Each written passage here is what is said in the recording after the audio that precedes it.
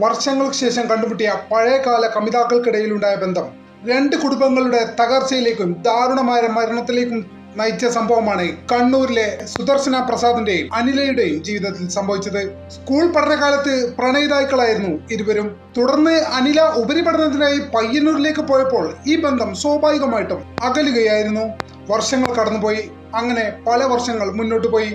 ഇരുവരും വേറെ വിവാഹം കഴിക്കുകയും രണ്ടു വീതം കുട്ടികൾ ഉണ്ടാകുകയും ചെയ്തു. 2023 നടന്ന സ്കൂൾ റീയൂണിയനാണ് അനിലയുടെയും സുദർശന പ്രസാദിന്റെയും ജീവിതം മാറ്റിമറിച്ചത്. അവിടെ വെച്ച് ഒരിക്കൽ കൂടി കണ്ടുമുട്ടിയ ഇരുവരും ഫോൺ നമ്പർ പരസ്പരം കൈമാറുകയും പരിചയം പുതുക്കുകയും ചെയ്തു.